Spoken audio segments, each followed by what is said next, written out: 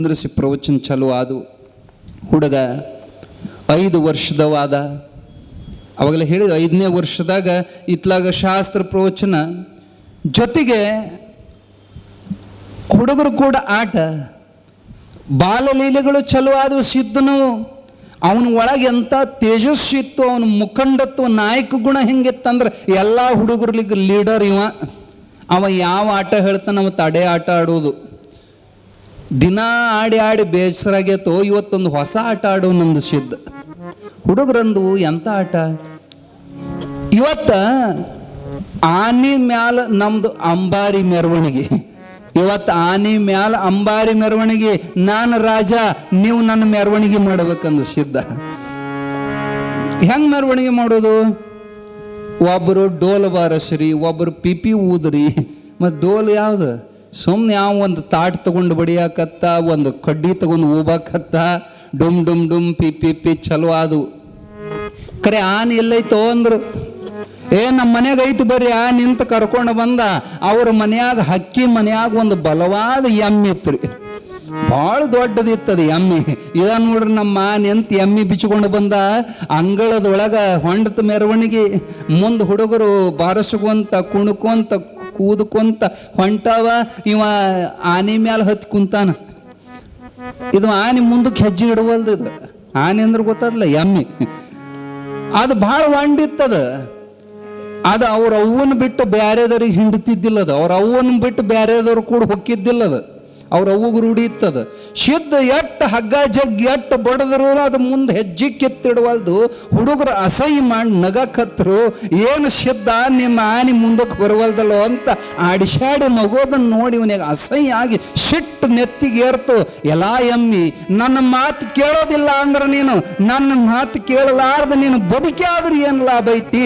ಸತ್ತು ಹೋಗಂತ ಬಾಯಿಲೆ ಅಂದ್ಬಿಟ್ಟ. ದೊಡ್ಡನ ಕೆಳಗೆ ಬಿದ್ದು 4 ಕಾಲು ಸೆಟ್ಕೊಂಡ ವಿಲ ಒದ್ದಾಡಿ ಸತ್ತ ಹೋಯ್ತ್ರಿ ಎಮ್ಮಿ. ಉಳದ ಹುಡುಗರು ಗಾಬರಿ ಆದವು. ಇವ ಸಾಯ ಅಂದ್ಕೊಳ್ಳೆ ಸಾಯ್ತ. ಇನ್ನು ಇದು ಕೇಸ್ ನಮ್ಮ ಮ್ಯಾಲ ಬಂದಿಗಿಂದಿತ್ತಂತ ಹುಡುಗರು ಓಡಿ ಹೋಗಿ ಅವ್ರ ಅವ್ವ ಹೇಳಿದ್ರು, ನಾವೇನು ಮಾಡಿಲ್ಲ, ನಿಮ್ಮ ಸಿದ್ಧನ ಅಂದ ಸಾಯ ಅಂದ, ಸತ್ತೋತ್ ಎಮ್ಮೆ ಅಂದ ಕೂಡಲೇ ಅವ್ರ ಅವ್ವ ಎದೆ ಹೊಡ್ಕೊಂಡು ಅಳಕತ್ಲು. ನೋಡ್ತಾಳ, ಅಗದಿ ಚಲೋ ಎಮ್ಮಿ, 4 ಸೇರು ಹಾಲು ಹಿಂಡ್ತಿತ್ತು. ಏ ದುಷ್ಟ ಪಾಪಿ ನೀಚ, ಇಂಥ ಚಲೋ ಎಮ್ಮಿನ ಹೆಂಗ ಕೊಂದ್ಯೋ? ಅದರಾಗೂ ಹೆಣ್ಮಕ್ಳಿಗೆ ತವ್ರ ಮನಿದ ಬಳಲಿ ಎಮ್ಮೆ ಅಂದ್ರೆ ಭಾಳ ಪ್ರೀತಿ ಇರ್ತೈತ್ರಿ. ಅದು ಅವ್ರ ತವ್ರ ಮನೆಯವ್ರು ಕೊಟ್ಟದ್ದಿತ್ತು. ಭಾಳ ಸಂಕಟದಿಂದ ಕಣ್ಣೀರು ಹಾಕೋದು ನೋಡಿ, ಅಮ್ಮ ಯಾಕೆ ಅಳ್ತಿದಿ? ಒಂದು ಎಮ್ಮಿ ಸಲುವಾಗಿ ಇಟ್ಟು ಅಳ್ತಾರೇನು? ನಾನು ಪಾಪ ನಮ್ಮ ಅವ್ವಗೆ ತ್ರಾಸ, ದೌಡ್ ಹೇಳ್ಬೇಕು, ಅದು ಸಗಣಿ ಹೊರಬೇಕು, ಅದನ್ನ ಮೈ ತೊಳಿಬೇಕು, ಅದನ್ನ ಹಾಲು ಹಿಂಡಬೇಕು, ಅದನ್ನ ಮೊಸರು ಕಡಿಬೇಕು. ನಮ್ಮ ಅವ್ವ ಕೆಲಸ ಬಾಳಕತ್ತಂತ ಕಳಿಸಿದ್ನಿ. ನಿನಗೆ ಅಟ್ಟು ಜೀವ ಎಮ್ಮೆ ಮ್ಯಾಲ ಐತಂದ್ರೆ ಅಳ್ತಿ ಯಾಕಮ್ಮ? ಬೇಡ, ಅಳಬೇಡ. ನೋಡು,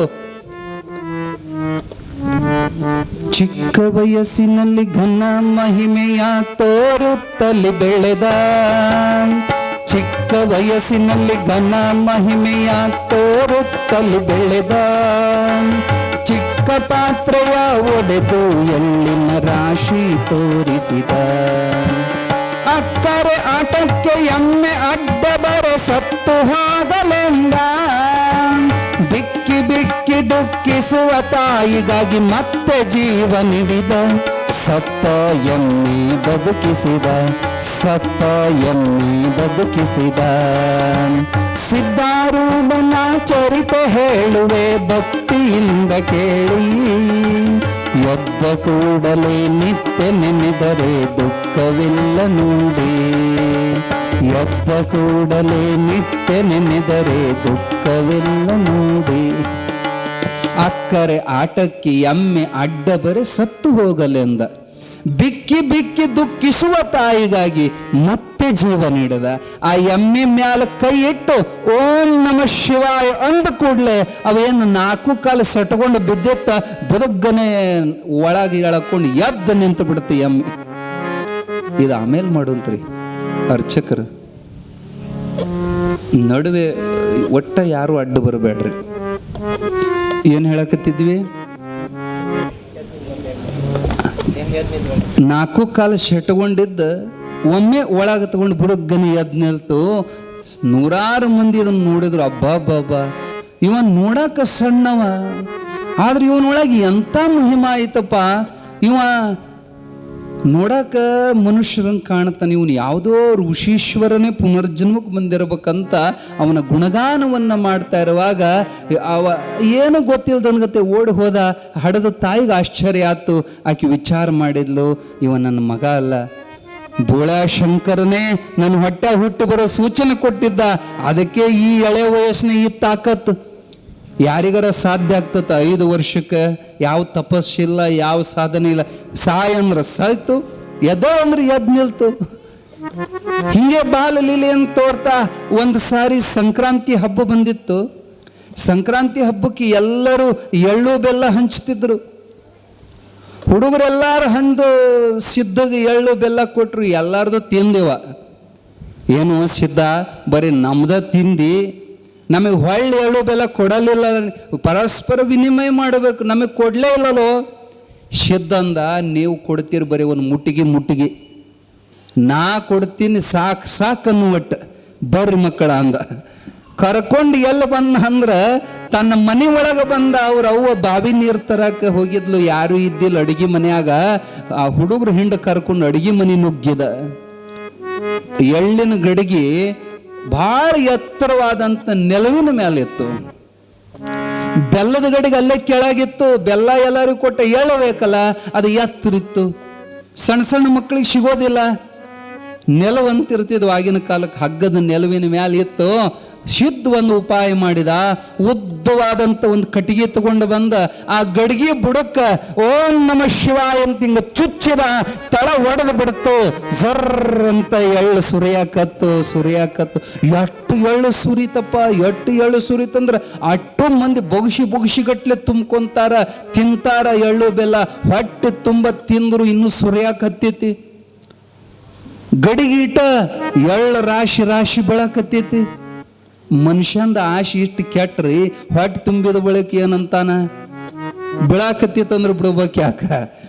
ವಸ್ತ್ರ ಹಾಸಿ ತುಂಬಿಕೊಂಡ್ರು ಪುಕ್ಕಡ್ ಸಿಗ್ತದಂದ್ರೆ ನನಗೂ ಇರಲಿ, ನಮ್ಮ ಅಪ್ಪಗೂ ಇರಲಿ, ನಮ್ಮ ಅವ್ಗೂ ಇರಲಿ ಅಂತೆಲ್ಲ ಕಟ್ಕೊಂಡು ಹೊಂಟ್ರು. ಎಲ್ಲ ಕಡೆಗೆ ಶುದ್ಧಿ ಮಾಡಿದ್ರು. ಮಂದಿ ಕೂಡಾಕತ್ತು. ಅಲ್ಪವಾದ ಎಳ್ಳಿನ ಗಡಿಗೆ ಕೆಳಗ ಮಹತ್ತಾದಂಥ ಎಳ್ಳಿನ ರಾಶಿ. ಯಾಕೆ ನಮ್ಮ ಮನ್ಯಾಗ ಮಂದಿ ಇಷ್ಟಾಕಂದು ಕೂಡೈತಿ? ಏನು ಗದ್ದಲ್ ನಮ್ಮ ಮನ್ಯಾಗ ಅಂತ ದೇವ ಮಲ್ಲಮ್ಮ ನೀರು ತಗೊಂಡು ಬಂದು ನೋಡೋದ್ರೊಳಗೆ ಸಣ್ಣ ಗಡಿಗೆ ಕೆಳಗೆ ದೊಡ್ಡ ರಾಶಿ. ಏನು ಸಿದ್ಧ, ಇದು ಎಂಥ ಚಮತ್ಕಾರು. ಅವಾಗ ಸಿದ್ಧಂತಾನ, ಅಮ್ಮ ಇದು ನನ್ನ ಚಮತ್ಕಾರವಲ್ಲ, ನಿನ್ನ ಅನುಪಮವಾದ ಗುರು ಸೇವೆಯ ಮಹಿಮೆಯಿಂದ ಈ ರಾಶಿ ಸುರದತ್ತ, ಎಲ್ಲ ನಿನ್ನ ಪುಣ್ಯ ಅಂದ. ಅಪ್ಪ ಏನು ಹೇಳಿದ್ರು ಅದ್ರ ಒಳಗೊಂದು ಲಕ್ಷಾರ್ಥ ಇರ್ತಿತ್ತು. ತಾಯಿ ಕೇಳು, ಜ್ಞಾನಿಯ ಶರೀರವೇ ಎಳ್ಳಿನ ಗಡೆಗೆ, ಅದರಿಂದ ಹೊರಡುವಂಥ ಜ್ಞಾನ ಉಪದೇಶದ ಮಾತುಗಳೇ ಎಳ್ಳಿನ ಘನಪ್ರವಾಹ. ಸಾವಿರಾರು ಅಜ್ಞಾನಿ ಘಟಗಳಲ್ಲಿ ಇದು ತುಂಬದ ಬಳಿಕ ಎಲ್ಲರೂ ತೃಪ್ತಕರ ಜ್ಞಾನಿ ಮಾತಿನಿಂದ. ಆದರೂ ಜ್ಞಾನದ ವಚನ ಪ್ರವಾಹ ಎಂದೂ ಬಂದಾಗೋದಿಲ್ಲ ಅಂತ ಇದ್ರ ಲಕ್ಷಾರ್ಥ ಐತಿ ನೋಡವ್ವ ಅಂತ ಬಿಡಿಸಿ ಹೇಳಿದಾಗ ದೇವ ಮಲ್ಲಮ್ಮನ ಕಣ್ಣಾಗ ನೀರು ಹೊರಕದು, ಆನಂದ ಕಣ್ಣೀರು. ಅಮ್ಮ ಮಗನ ಕಾಲಿಗೆ ಬೀಳಾಕ ಬಂದ್ರೆ ತಪ್ಪಿಸಿಕೊಂಡು ಓಡಿ ಹೋದ. ಸಿದ್ಧನ ಕೈ ಒಳಗೆ ಅಂತ ತಾಕತ್ತಿತ್ತವು. ಮುಟ್ಟಿದಂದ್ರೆ ಅಕ್ಷಯ ಆಕಿತ್ತದು. ಮುಟ್ಟಿದ ಅಂದ್ರೆ ಬೆಳಿತಿತ್ತದು ಹೌದ ತಾಕತ್ತು. ಮುಗಿತನ್ನೋ ಮಾತಿಲ್ಲ ಸಿದ್ಧನ ಕೈಯಾಗಂತ ತಾಕತ್ತು.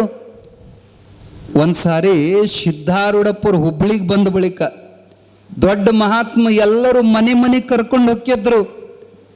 ನಮ್ಮಪ್ಪ ನಮ್ಮ ಮನ್ಯಾಗ ಕಾಲಿಟ್ಟಂದ್ರ ನಮ್ಮ ಮನೆಗೆ ಉದ್ಧಾರಕತಿ, ನಮ್ಮ ಬಡತನ ಹಿಂಗೆ ಹೋಕ್ಕವ, ನಮ್ಮ ಅಜ್ಜ ನಮ್ಮ ಮನೆಗೆ ಬರ್ಬೇಕಂತ ಪ್ರಸಾದದ ನೆವ ಮಾಡಿ ಮನೆ ಕರ್ಕೊಂಡು ಹೋಗಿ ಪಾದ ಪೂಜೆ ಮಾಡಿ ಸಿದ್ಧಾರೂಢರಿಗೆ ಪ್ರಸಾದ ಮಾಡಿಸ್ತಿದ್ರು. ಇದನ್ನ ಒಂದು ಮುದುಕಿ ನೋಡ್ತಿತ್ತು, ಬಡವಿ. ಆಕೆಗೂ ನಮ್ಮ ಮನೆಗೆ ಸಿದ್ಧಾರೂಢರನ್ನ ಕರ್ಕೊಂಡು ಹೋಗ್ಬೇಕಂತ ಆಸೆ. ಆದ್ರೆ ಏನು ಮಾಡೋದು, ಸಿದ್ಧಾರೂಢರು ಕೂಡ ಕಮ್ಮಿ ಅಂದ್ರೆ ಒಂದು 50 ಮಂದಿರ ಪ್ರಸಾದಕ್ಕೆ ಬರತ್ತಾರ. ಯಾಕ ಶಿಷ್ಯ ಬಳಗ ಭಾಳ ಅವ್ರದು. ಅಜ್ಜ ಹೊಂಟ ಅಂದ್ರೆ 50-100 ಮಂದಿ ಬರೋದ.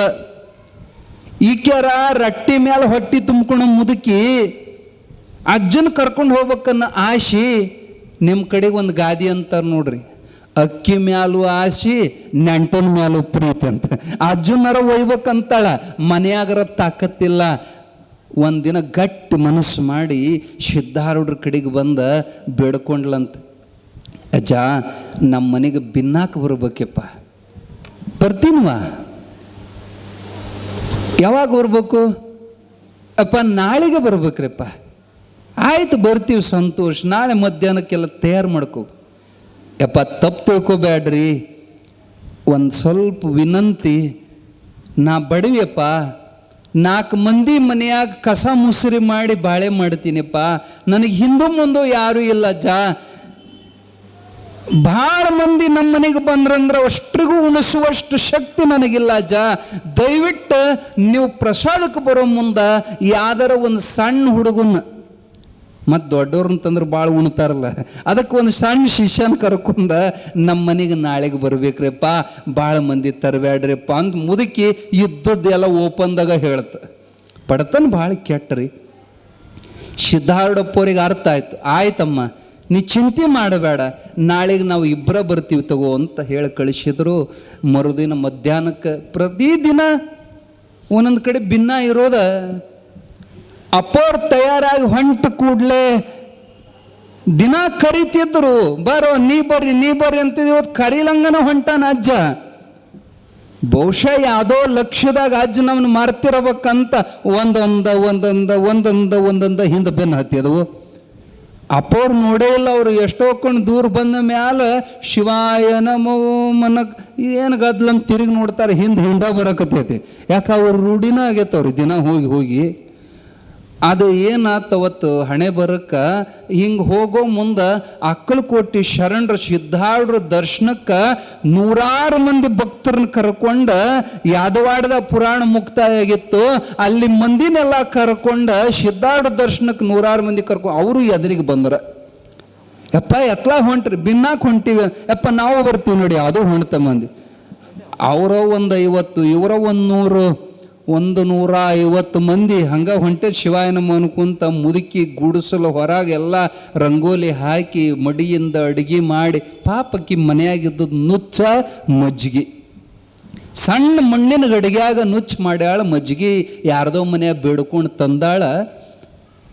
ಹಾದಿ ನೋಡಕತ್ಯಾಳ, ಇದು ದೂರದಿಂದ ಹಿಂಡ ಬಂತು. ಶಿವಾಯ ನಮೋ ದೊಡ್ಡ ಶಬ್ದ. ಈಕಿ ನಿಗರ್ ನೋಡಿದ್ಲು, ಇದು ಹೌದೋ ಇಲ್ಲೋ, ಅರೇ ಮುದಕ ನನ್ನ ಮರ್ಯಾದೆ ತೆಗದನ್ಲಿಕ್ಕೆ ಸಿಟ್ಟು ಇಷ್ಟು ಬಂತ್ರಿ, ಭಾಳ ಸಿಟ್ಟು ಬಂತು. ಮರ್ಯಾದೆ ಕುತ್ತಿಗೆಗೆ ಬಂತ, ಕಣ್ಣಾಗ ನೀರು ಬಂದು ಸಿಟ್ಟು ಬಂತ. ಅಜ್ಜನ ಮ್ಯಾಲ ಕದಾ ಮುಚ್ಕೊಂಡು ಒಳಗೆ ಕುಂತ್ಲಿಕ್ಕೆ ಬಂದ್ರೆ ಅಜ್ಜ ಕಾಲಿಗೆ ನೀರು ಕೊಡ್ಲಿಲ್ಲ, ಒಳಗೆ ಬಾ ಅನ್ಲಿಲ್ಲ. ಸ್ವತಃ ಸಿದ್ಧಾರೂಢರು ಕದಾ ಬಿಡಿತಾರ. ಅಮ್ಮ ನಿನ್ನ ಮನಸ್ಸಿನಾಗ ಏನು ನಡೆದೈತಿ ನನಗೆ ಗೊತ್ತೈತಿ, ಕದಾ ತೆಗಿ. ಆದ್ರೆ ಆ ಮುದುಕಿ ಅಷ್ಟು ಹೊರಟಿರ್ಬೇಕು. ಹೋಗೋ ನಿರ್ವಾಣಿ ಅಂದ್ಲಕ್ಕಿ. ಹೋಗೋ ನಿರ್ವಾಣಿ ಅಂತ ಬೈದ್ರೆ ಬುಳಿದ ಶಿಷ್ಯರಿಗೆ ಸಿಟ್ಟು ಬಂತ. ಭಿನ್ನ ಕರೆದ ಅಜ್ಜಗೆ ಬೈತಾಳಂತ ಸಿಟ್ಟಿಗೆ ಅದ್ರ ಅಪ್ಪವ್ರು ಸಮಾಧಾನ ಮಾಡ್ತಾರ. ಅಮ್ಮ ಏನು ಕೆಟ್ಟ ಬೈದಿಲ್ಲಪ್ಪ, ನಿರ್ವಾಣಿ ಎಂದು ಬೈದಾಳ. ನಿರ್ವಾಣಿ ಅಂದ್ರೆ ಅದು ನಿರ್ವಾಣವನ್ನು ಹೊಂದಿದವರಿಗೆ ನಿರ್ವಾಣಿ ಅಂತಾರೆ. ಅದೇನು ಸ್ತುತಿನೇ ಐತಿ ಬಿಡು, ಆಕೇನು ಬೈದಿಲ್ಲ. ಅಪ್ಪನ ಮನಸ್ಸು ಎಷ್ಟು ದೊಡ್ಡದು. ಅಮ್ಮ ಕದ ತೆಗಿ, ನೀನು ಎಲ್ಲರಿಗೂ ಉಣ್ಣಕ್ಕೆ ಹಾಕಬೇಕಾಗಿಲ್ಲ, ಸದ್ಗುರುನಾಥ್ ಸಮರ್ಥದಾನ, ನೀ ತೆಗಿ ಅಂತ ಒತ್ತಾಯದಿಂದ ಕದ ತೆಗದ್ರ ಪಾದ ಪೂಜೆ ಸಹಿತ ಮಾಡಲಿಲ್ಲ ಹೆಣ್ಮಗಳು ಸಿಟ್ಟಿಗೆ. ಸ್ವತಃ ಸಿದ್ಧಾರೂಢರೇ ಒಳಗೆ ಹೋಗಿ ಕುಂತರು, ಅವ್ರ ಶಿಷ್ಯರೇ ಪಾದ ಪೂಜೆ ಮಾಡಿದರು. ಪೂಜೆ ಆದ್ಮೇಲೆ ಪ್ರಸಾದ. ಅಮ್ಮ ಪ್ರಸಾದಕ್ಕೇನು ಮಾಡಿ ಅಂದರು. ಅಲ್ಲಿ ಮಾಡಿಟ್ಟನ್ನು ನೋಡು ಒಲೆ ಮೇಲೆ ತಿನ್ನಂದು ಹಿಂಗೆ ನೀಡ್ತಾರೆ ಯಾರಾದರೂ. ಆಕಿಗೆ ಸಿಟ್ಟು ಏನು ಬಂದತ್ತು ಅನ್ನೋದು ಅಪ್ಪಗೆ ಅರ್ಥ ಆಗಿತ್ತು. ನೀ ಅಂಜಬೇಡ ತಾಯಿ, ಜಗನ್ಮಾತೆ ಅನ್ನಪೂರ್ಣೇಶ್ವರಿ ಜಯಿಸ್ತಾಳೆ, ತಂಬೈಲ್ ಅಂತಂದು ಅದನ್ನು ಇಸ್ಕೊಂಡು ಅದರ ಮ್ಯಾಲೆ ಹಸ್ತ ಹಚ್ಚಿ ಶಿಷ್ಯರಿಗೆಲ್ಲ ಹೇಳಿದರು, ಹೋಗ್ರಪ್ಪ ಅದು ಅಡವಿ ಊರು ಹೊರಗೆ ಮನೆ ಇಕ್ಕಿದ್ದು, ಅಲ್ಲಿ ಮುತ್ತುಗದ ಗಿಡ ಇದ್ದು, ಮುತ್ತುಗದ ಎಲೆ ಎಲ್ಲರೂ ಹರ್ಕೊಂಡು ಬಂದು ಅಂಗಳದಾಗ ಸಾಲಕ್ಕೆ ಕುಂದ್ರಿ. ಯಾಕೆ ಮನೆ ಒಳಗೆ ಅಷ್ಟು ಮಂದಿ ಹಿಡಿಸುವಂಥದ್ದಲ್ಲ, ಕುಡಿಸ್ಲದು. ಅಂಗಳದಾಗ ಕುಂದ್ರಿಸಿ ಸ್ವತಃ ಸಿದ್ಧಾರೂಢರು ನೀಡಾಕ ಬಂದ್ರು ನುಚ್ಚು ತಗೊಂಡು. ಸ್ವತಃ ಅಜ್ಜ ಎಲ್ಲರಿಗೂ ತನ್ನ ಕೈಯಾರು ನೀಡ್ತಾ ಇದ್ದಾನ. ಇಷ್ಟೇ ಗಡಿಗೆ ಒಳಗೆ ನುಚ್ಚು ಹಂಗ ಬೆಳಿತಾನೆ 150 ಮಂದಿ ಉಂಡು ಡೇಕ್ರಿಕೆ ಹೊಡಿತಾರ. ಎಷ್ಟು ಅದ್ಭುತ ನುಚ್ಚು ಮಾಡ್ಯಾಳ ಅಮ್ಮ. ಏನು ರುಚಿ ಅಂತ ಹೊಟ್ಟೆ ಬಿರಿಯಂಗ ತಿಂದ್ರು. ಆದ್ರೆ ನೋಡಿದ್ರೆ ಮತ್ತೆ ನುಚ್ಚು ಅಟ್ಟೆ ನುಚ್ಚಿತ್ತು. ಅಮ್ಮ ನೋಡಿ ಬಾಯಿಲಿ ಅಂತ ತೋರಿಸಿದ್ರು ಹಂಗೆ ಇತ್ತು ನುಚ್ಚು. ಹೆದರಬಾರ್ದಮ್ಮ. ಸದ್ಗುರುನಾಥ್ ಸಮರ್ಥದಾನಂದ ಕಣ್ಣಾಗ ನೀರು ಬಂದವು. ಸಾಷ್ಟಾಂಗ ನಮಸ್ಕಾರ ಹಾಕಿ, ತಪ್ಪಾತ್ ಸ್ವಾಮಿ, ನಾನು ನಿನಗೆ ಬೈದು ಬಿಟ್ಟೆ. ಇಲ್ಲಮ್ಮ, ನಿನ್ನ ಧರ್ಮ ನೀನು ಮಾಡಿದೀಯ, ನಿನ್ನ ಹೇಳಿದ್ದೆ ನೀನು ಇಬ್ಬರನ್ನ ಬರ್ರಿ ಅಂತ. ನಾದ್ರೆ ಏನು ಮಾಡೋದು, ಬಾ ಬಂದು ಬಿಟ್ರು. ಇರಲಿ, ಗುರುನಾಥ್ ಎಲ್ಲ ಸರಿ ಮಾಡಿದ. ಯಾಕ ಅಪ್ಪನ ಕೈಯಾಗ ಅಂತ ತಾಕತ್ತೈತೆ. ಅವ ಮುಟ್ಟಿದ ಅಂದ್ರೆ ಇಷ್ಟು ಇದ್ದದ್ದು ಎಷ್ಟು ಆಗ್ತೈತಿ ಅಜ್ಜನ ತಾಕತ್. ಒಂದು ಸಣ್ಣ ಗಡಿಗೆಗೆ ಹಿಂಗ ಚುಚ್ಚಿದ, ಸಣ್ಣ ಗಡಿಗೆಯಿಂದ ರಾಶಿ ಎಳ್ಳಬೆತ್ತು. ಅದಕ್ಕೆ ಅಕ್ಷಯ ಪಾತ್ರೆ ಅಂತ ಕರೀತಾರ. ಅಕ್ಷಯವಾದ ಅಮೃತ ಹಸ್ತ ಅದು. ಹಸ್ತ ಸ್ಪರ್ಶದಿಂದ ರಾಶಿ ಎಳ್ಳಬೆತ್ತು. ಊರು ತುಂಬ ಸುದ್ದಿ ಸಿದ್ದಂದು. ಸಣ್ಣ ಹುಡುಗ ಎಂತೆಂಥ ಪವಾಡ. ಮೊನ್ನೆ ನೋಡಿದ್ರೆ ಸತ್ಯಮ್ಮಿ ಬದುಕಿಸಿದ, ಇವತ್ತು ನೋಡಿದ್ರೆ ಎಳ್ಳು ಸುರಿಸಿದ. ಮತ್ತೊಂದು ದಿನ ಹುಡುಗರಿಗಂತಾನ ದಿನ ಆಡಿದ್ದೆ ಆಟ ಆಡಿ ಬೇಸರಾಗಿತ್ತು.